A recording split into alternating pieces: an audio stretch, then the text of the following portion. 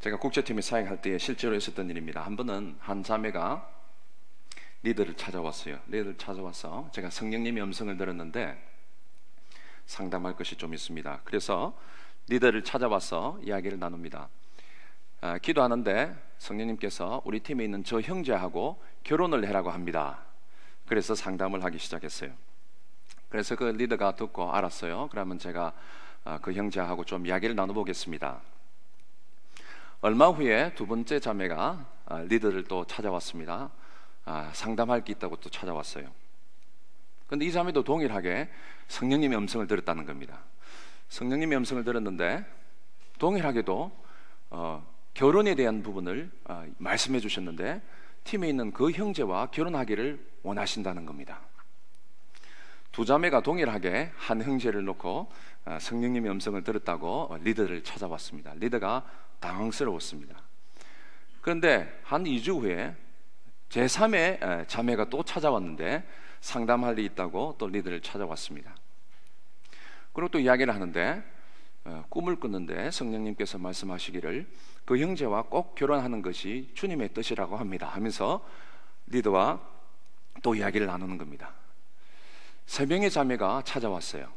한 형제를 놓고 주님께서 결혼하기를 원한다고 이야기하면서 상담을 하는데 이 리더가 황당했습니다. 그래서 이 형제를 한번 만나봐야 되겠다. 그래서 형제를 만나서 이야기를 나눕니다.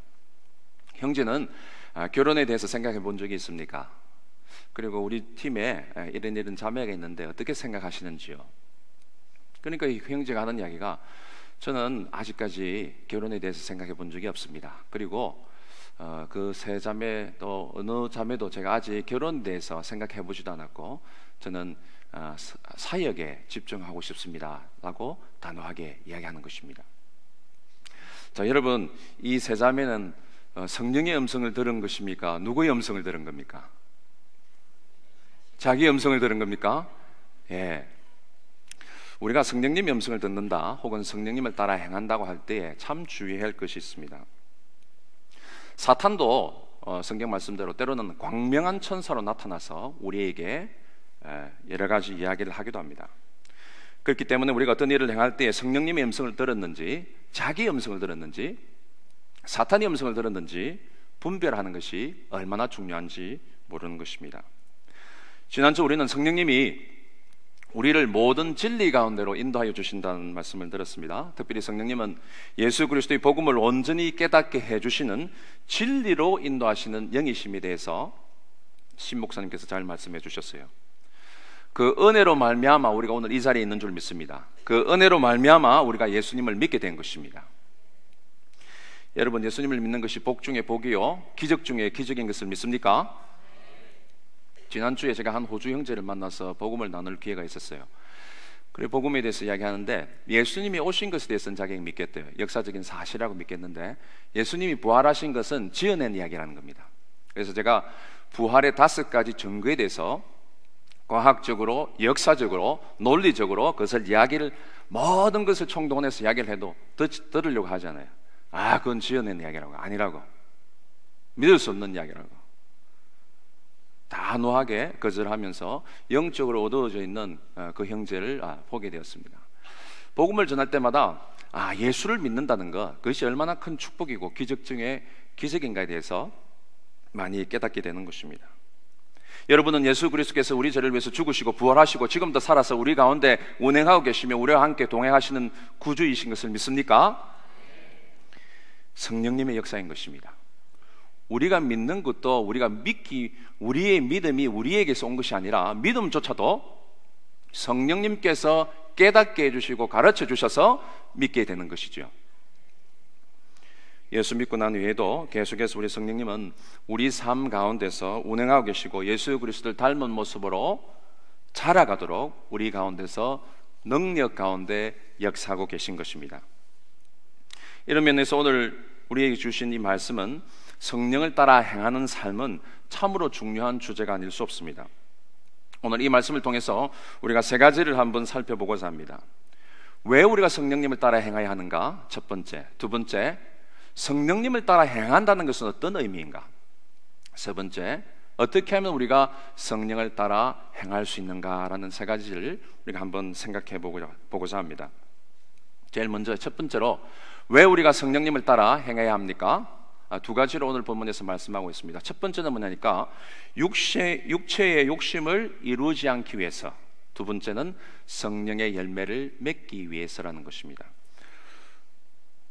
첫 번째, 우리 17절의 말씀을 보면 육체의 소욕은 성령을 거스리고 성령은 뭐로요?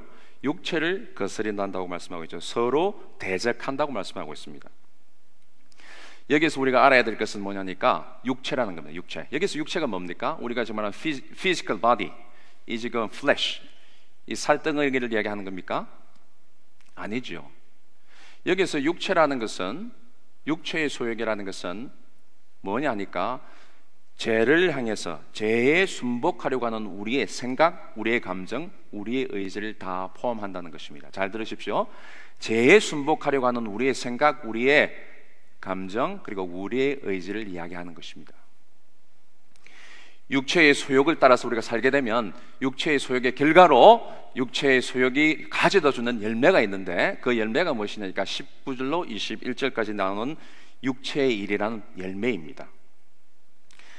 여러분, 육체의 소욕이라는 것은 한마디로 죄에게 순복하려고 하는 우리 죄의 본성을 이야기하는 것이죠. 우리 아이들만 보아도 잘 압니다. 죄로부터 우리가 태어났다는 것을 너무 쉽게 알 수 있는데요, 제가 집에 와서 테이블이 이렇게 어지럽혀져 있어서 우리 막내에게 묻습니다. 루비, 너가 이렇게 어지럽혀놨니? 물으면 자기가 했다는 말은 절대로 안 해요. 자기 물건이 있어도 자기가 했다는 말은 절대로 안 해요. 데니엘이 그랬어요, 제임스가 그랬어요, 그래요. 그러면 제가 제임스를 불러서 제임스 너가 그랬냐? 그러면 I never do that. 나는 절대 그런 일 안 한다. 분명히 데니엘이 그랬다. 또 이제 책임을 전가합니다. 데니엘을 부릅니다. 그럼 너가 그랬냐? 하면 나는 절대 그렇게 안 해요. 제임스가 분명히 했다고. 서로 전가해요. 책임을 전가하고 자기는 죄인이 아니에요. 분명히 증거는 있는데 범인이 아무도 없어요. 죄의 본성을 가진 우리는, 아이들도 그런 것을 볼 수 있게 된다는 것입니다. 여러분, 우리가 예수 믿고 나서 우리 영은 구원을 받았습니다. 우리 영은 새로운 존재가 되었습니다. 그러나 우리 안에 여전히 우리의 생각과 감정과 의지는 성령님이 원하시는 뜻을 따르지 않고 여전히 옛 모습을 향해서 쫓아가려는 성향이 있다는 것입니다. 우리의 생각이 육체의 욕심을 따라서 지속적으로 따라가고 순종하게 되면 어떤 결과가 나타나냐 하니까 19절에서 21절 말씀에 나오는 이런 열매가 우리 가운데 맺혀지게 된다는 것이죠. 한번 읽어볼까요? 19절로 21절까지 19절로 21절까지 시작.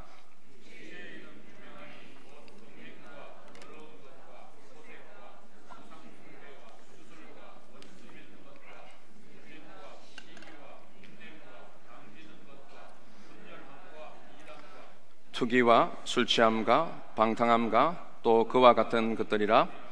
전에 너에게 경계한 것 같이 경계하노니 이런 일을 하는 자들은 하나님의 나라를 유업으로 받지 못할 것이요. 육체의 소욕을 따라서 우리가 살아가게 되면 열매가 맺혀지는데 이런 열매가 맺혀진다는 것이죠.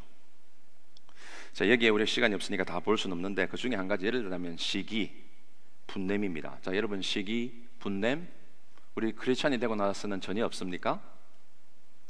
근데 여기서 말하는 것은 이런 것을 하는 자들은 하나님 나라를 유업으로 받지 못한다 말씀하고 있죠.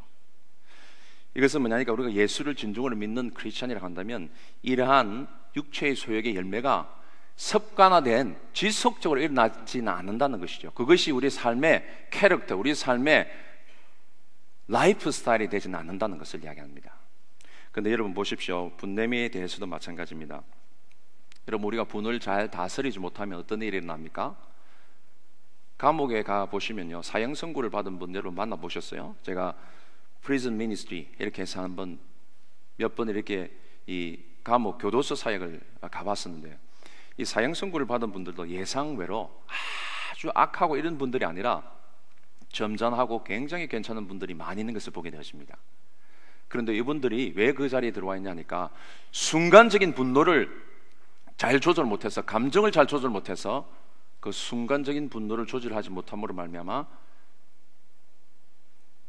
그런 실수를 저질러서, 돌이킬 수 없는 실수를 저질러서 그 자리에 와 있는 분들이 많이 있는 것을 보게 되었습니다. 여러분, 육체의 소욕을 따라 살면 결국 자신을 망하게 할 뿐만 아니라 남도 죽이는 결과를 초래할 수 있다는 것이죠. 성경에서 예수님께서 자기 형제 자매를 미워하는 자는 이미 살인한 자라고 말씀하고 있는 거예요. 칼로 찔러서 죽이는 것이 아니라 내 마음에 형제 자매를 향해서 미워하는 마음이 있다면 너는 이미 살인죄를 지었다고 말씀하고 있는 것입니다. 여러분, 우리가 분이 일어나는 것도 여러 가지가 있는데 분 앞에 항상 시기가 같이 따라옵니다. 시기하고 질투심이 있으면 분이 일어나요. 사역자들 가운데서도 남이 잘 되고 이렇게 하면 자기는 열심히 하고 해도 무슨 역사가 안 일어나는 것 같은데, 어떤 분은 보니까 별로 잘하는 것 같지도 않은데 하나님이 은혜를 베푸시면 시기가 일어나고 괜히 남 모르게 그 사람에게서 자기하고 관계도 없는데 분을 품는 그런 분들도 있는 것을 보게 되십니다. 여러분, 분을 품으면 안 돼요. 특별히 리더들이, 분을 품는 리더들, 앵그리 리더들은 하나님이 사용하실 수가 없습니다. 여러분, 에베소서 4장 26절 27절에 보면요, 분을 내어도 죄를 짓지 말며 해가 지도록 분을 품지 말고 마귀에게 틈을 주지 말라라고 말씀하고 있어요. 우리가 분을 내지 않을 수는 없습니다. 성이 일어날 때가 있습니다. 그럼에도 불구하고 성경은 분명하게 말씀합니다. 해가 지도록 분을 품지 말라. 하루 해가 지기 전에 분에 대해서 다 문제를 해결하라는 것입니다. 그리 안 하면 어떤 일이 일어나냐니까, 분을 품고요, 묵상을 깊이 해보십시오. 하루가 지나고 이틀이 지나고 일주일이 지나고 사흘이 지나고 한 달, 열흘, 아니 1년, 2년, 10년 계속 그걸 품고 지내보십시오. 그것은 뭘 이야기하냐니까, 오늘 에베소서 말씀하신 대로 마귀에게 틈을 주는 겁니다. 마귀에게 와서 나의 삶을 완전히 다스리고 내 삶 가운데 모든 것들을 할 수 있도록 온전히 내어주는, 마귀가 역사도록 자리를 내어주는, 문을 열어주는 그런 결과를 초래한다는 것이죠. 그래서 우리가 분이 일어나더라도 하루해가 지나기 전에 그것을 잘 해결하는 지혜가 있어야 될 줄 압니다. 특별히 부부관계도 마찬가지예요. 이 원칙이 굉장히 중요하다는 것을 보게 되십니다. 우리 남자들은 이 기억력이 오래 못 갑니다. 그죠? 단순합니다. 근데 우리 여성도들은 어떻습니까? 아주 기억력이 굉장히 좋습니다. 10년 전, 20년 전, 30년 전까지도 다 기억을 하고 있어요. 그래서 좀 상황이 안 좋을 때는 옛날 것이 다 이렇게 끄집어지고 나오는 것을 보게 되십니다. 여러분, 진정한 사랑이라는 것은 잘 잊어버리는 것입니다. 잘 용서하는 것인 줄 믿습니다. 육체의 소욕을 따라서 계속 살면요, 우리 삶 가운데 이런 열매가 맺혀진다는 것입니다. 여러분, 우리가 성령을 따라서 살아야 될 첫 번째 이유는 소극적인 의미로 육체의 소욕을 따라 삶으로 육체의 열매를 맺지 않도록 하기 위한 것입니다.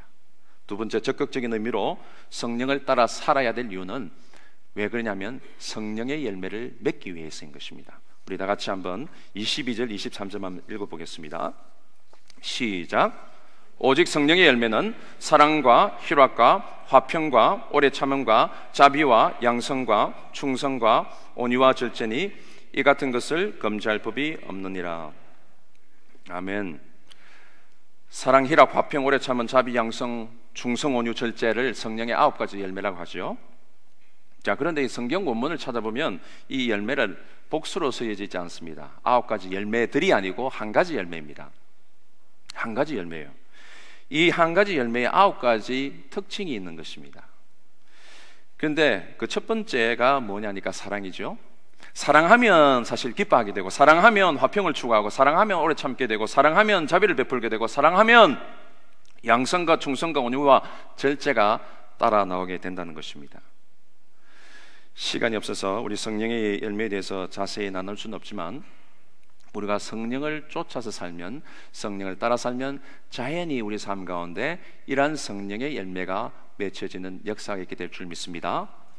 여러분 삶 가운데, 저희 삶 가운데 이런 성령의 열매가 많이 맺혀지기를 간절히 소원합니다. 자, 그러려면 두 번째 질문으로 우리가 넘어갑니다. 성령을 따라 행한다는 것은 어떤 의미입니까? 그것은 무슨 뜻입니까?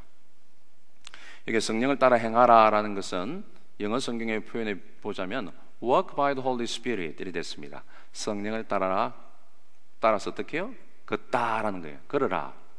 walk. 근데 이 본래의 의미는 어떤 의미냐니까 지속적인 행위 혹은 습관적인 삶의 스타일을 말합니다. 여러분, 오래 부부끼리도 오래 살다 보면 모습도 닮아가고 성품도 닮아가고 하는 행동도 닮아가고 그런 거 보시죠. 자녀들도 마찬가지입니다. 오래 우리가 가족으로서 같이 지내면요, 성품도 닮고 심지어는요 목소리도 비슷해집니다. 그죠? 목소리뿐만 아니라 걸음걸이도 같아지는 거예요. 한 번은 어느 분이 목사님 저기 앞에 가는 저 큰 청년 저기 목사님 아들 아닙니까? 그래. 예, 어떻게 하셨어요? 걸어가는 걸음걸이가 똑같네요. 그러는. 여러분, 우리 자녀들이요 심지어는 걸음걸이마저도 부모하고 똑같았어요. 성품도 말하는 투도 모든 것이 왜? 같이 살면 닮게 된다는 것입니다. 성령을 따라서 우리가 살아가면 성령께서 주시는 그 성품이 우리 가운데 함께 거하게 된다는 것이죠.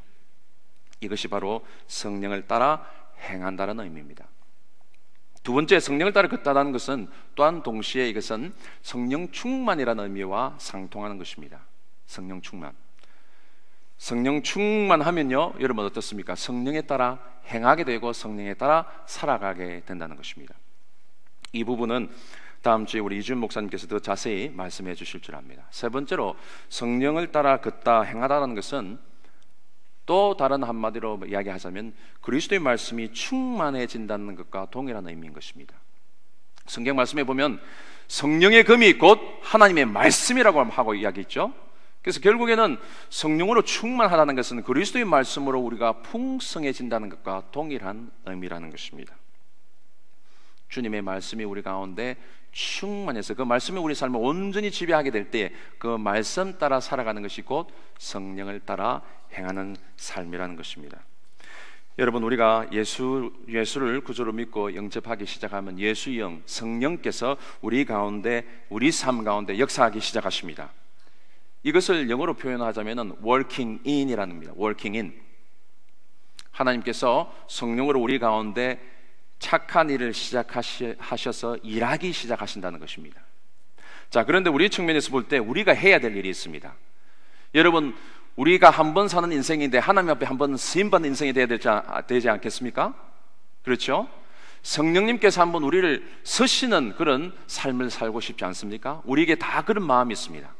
성령께서 서시는 그런 그릇이 되려면 어떻게 하면 됩니까? 우리가 해야 될 일이 있습니다. 그것이 뭐냐니까 working out입니다. working out. 너희는 두렵고 떨림으로 구원을 이루라고 할 때 바로 여기에 working out이 사용되고 있어요. Work out your salvation. 그 말은 무엇입니까? 구원을 이루라. 이 말은 무슨 의미입니까? 한마디로 말해서 바로 성령께서 우리 삶 가운데 역사하시고 날마다 우리에게 말씀하고 계신데 그 말씀에 반응하며 순종하는 삶을 살 때에 성령께서 온전히 우리를 귀한 도구로 사용하실 수 있다는 말씀인 것입니다. 그래서 여러분, 우리가 마지막으로 살펴봐야 될 것이 뭐냐니까 어떻게 하면 우리가 성령을 따라 삶으로 성령께서 원하시는 그런 삶을 살아드릴 수 있을 것인가?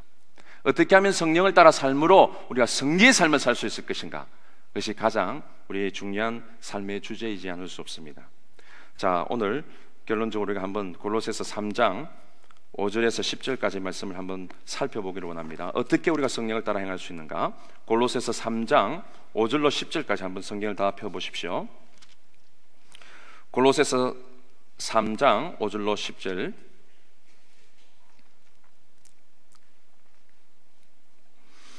다 같이 한 목소리로 말씀을 읽도록 하겠습니다. 시작.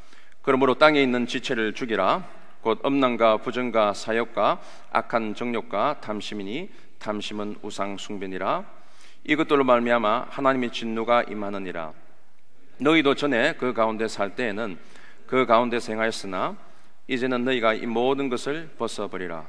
곧 분함과 노염과 악의와 비방과 너희 입의 부끄러운 말이라. 서로 거짓말을 하지 말라. 옛 사람과 그 행위를 벗어버리고 새 사람을 입었으니 이는 자기를 창조하신 이의 형상을 따라 지식에까지 새롭게 하심을 입은 자니라. 아멘. 성령을 따라 행함으로 말미암아 우리 삶 가운데 성령의 역사가 나타나는 축복의 통로로 우리가 쓰임받기를 원한다면 세 가지를 꼭 오늘 저녁에 기억하기를 원합니다. 첫 번째, 벗어버려야 할 것을 벗어버려야 하는 것입니다. 지속적으로 옛 사람을 벗어버려야 한다는 것입니다. 여기 성경 보시면 땅에 있는 지체를 죽이라, put to death. 그 다음에 get rid of, 제거해라. 모든 악한 것을 벗어버리라 하고 말씀하고 있습니다. 여러분, 성령님은 거룩한 영이죠. 말씀 그대로 성령님은 거룩한 존재입니다. 거룩한 영은 거룩하시기 때문에 거룩하지 못한 자 안에서는 역사하실 수가 없어요. 그래서 여러분, 성령님의 인도를 잘 받고 성령님을 따라 행하는 삶을 살려고 한다면 우리 안이 먼저 깨끗하게 청소되어야 한다는 것입니다. 골로새서는 이 표현을 풀 업, 옷을 벗다라고 이야기합니다. 더러운 것을 지속적으로 벗어버리라고 말씀하고 있는 것입니다. 여러분, 이것이 진정한 회개라는 것이죠. 립 서비스만 하는 것이 아니라 우리 안에 있는 성냄과 분노과 악함, 비방, 그리고 우리 입에서 나오는 모든 더러운 것들을 제거하고 우리 안에 있는 더러운 독소를 제거할 때 우리를 깨끗한 그릇으로 준비하고 놓고 있을 때 성령께서 우리를 통해서 역사하기 시작한다는 것입니다. 여러분, 제가 발이 아파서 오른쪽 밑에 못이 박혀 있다고 가정을 해보십시다. 못이 박혀 있어요. 그래서 제가 발을 쩉니다. 절뚝절뚝 하는데 너무 고통스러워요. 그래서 우리 중보기도팀 근사님들에게 부탁을 합니다. 근사님, 제가 며칠 동안 지금 사역을 못할 정도로 너무 발이 아프고 통증이 있는데 기도 좀 해주세요. 빨리 나을 수 있도록. 기도하시겠죠? 우리 중보기도팀이 열심히 기도합니다. 주님, 우리 목사님 빨리 치유해 주셔서 빨리 깨끗하게 해서 사역할 수 있도록 도와주시옵소서. 간절히 기도하시겠죠? 제 발이 나을까요, 안 나을까요? 기도를 열심히 하시는데도 왜 발이 계속 아플까요? 못이 박혀 있죠. 그래서 계속 아파요. 그래서 제가 기도하면서 또 발에게 막 선포합니다. 아픈 발은 날지어다. 모든 병만은 떠나갈지어다 하고 제가 선포하면서 고통은 사라질지어다 하면서 막 선포합니다. 될까요, 안 될까요? 계속 아픔이 남아 있습니다. 도저히 안 나아요. 그래서 능력이 많으신 우리 오성강 목사님을 찾아가서 특별 기도를 제가 요청했습니다. 목사님, 아무래도 안 낫습니다. 안수 기도를 해주시고 좀 도와주십시오. 목사님 기도해 주시겠죠? 나을까요, 안 나을까요? 낫지 않는 거죠. 여러분, 우리 크리스찬 삶 가운데 많은 경우에 문제는 내 안에 있는데 기도로 모든 걸 해결하는 경우가 얼마나 많이 있는지 모릅니다. 여러분, 하나님은 절대로 만원의 여김을 받지 않았어요. 기도의 응답을 받으려면 기도에 합당한 삶을 달아보신다고 톨스토이 참회록에서 이야기하고 있죠. 기도에 합당한 삶, 뭐냐면 우리 안에, 내 안에 독소가 가득 차 있는데 해결해 달라고. 누가 해결해야 됩니까? 못은 누가 뺍니까? 제가 앉아서 못만 빼면요, 아픈 발은 치유되는 것입니다. 아멘입니까? 여러분, 많은 경우에 우리 안에 독소를 갖고 있으면서 제거하지 않으면서 왜 성령의 역사가 나타나지 않느냐, 하나님이 나를 왜 사용하지 않느냐, 불평불만할 때가 많이 있습니다. 성령이 우리 삶 가운데 우리를 통해서 역사하기를 원하십니까? 성령을 따라 동행함으로 성리의 삶을 살기를 원하십니까? 그렇다고 한다면 제일 먼저 우리 안에 있는 독소, 내 안에 여전히 남아있는 주님께서 기뻐하지 않는, 사용하지 못하는 그런 독소들이 있다면 제거하는 역사가 있기를 바랍니다. 그것이 첫 번째 스텝인 것입니다. 두 번째 우리가 기억해야 될 것은, 하나는 벗고요, 두 번째는 입어야 합니다. 입는 것은 뭐냐니까 그리스도로 옷을 입어야 합니다. 로마서 13장 13절 이하에 이렇게 말씀합니다. 낮에와 같이 단정히 행하고 방탕하거나 술 취하지 말며 음란하거나 호색하지 말며 다투거나 시기하지 말고 오직 주 예수 그리스도로 옷 입고 정욕을 위하여 육신의 일을 도모하지 말라. 정욕을 위하여 육신의 일을 도모하지 않기 위해서는 여기 오직 주 예수 그리스도 옷 입으라 라고 말씀하고 있습니다. 여기 주 예수 그리스도로 옷 입는다는 것은 무엇을 의미합니까? 예수 그리스도의 말씀이 온전히 순종하는 삶을 말하는 것입니다. 오늘 박동원 집사님 오늘 기도 가운데 그 이야기를 했죠. 온전히 우리 자신을 성령님께 내어드리는 것이죠. 요한복음 8장 31절로 32절에 보면 예수를 믿은 유대인들에게 예수님께서 그렇게 말씀하십니다. 너희가 내 말에 거하면 너희가 참 내 제자가 될지니 그때 진리를 너희가 깨닫게 될 것이고 진리가 너희를 자유롭게 하리라. 여러분, 복음의 진리가 우리 삶에 묻고 있는 모든 것에 우리를 진정으로 해방케 해주는 그런 능력으로 우리 삶 가운데 체험하기를 원하신다면, 많은 사람들이, 그리스도인들 많은 사람이 묶여 있어요. 주님이 주시는 그 복음의 참된 자유함을 누리지 못하는 이유가 왜 그렇습니까? 그게 너희가 내 말이 너희 안에 거하면, 여기 키워드입니다. 영어 성경에 보면 If you hold to my teaching, 너희가 나의 가르침을 진정으로 hold to 뭡니까? 붙잡으면, 그 말은 무슨 말이냐니까 예수 그리스도의 가르침을 진정으로 온전히 순종하면이라는 것입니다.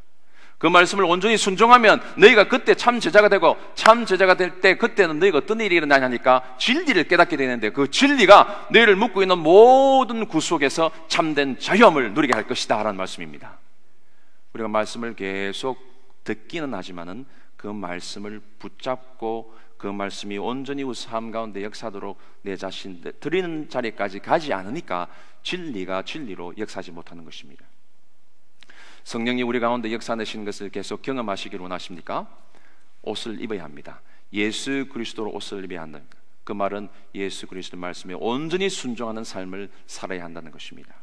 마지막 세 번째로, 우리가 우리 가운데 성령의 역사가 지속적으로 일어나서 성령의 인도하심을 따라 성리의 인생을 살기를 원한다면 지속적으로 우리의 생각을 성령님의 요구에 집중해야 한다는 것입니다.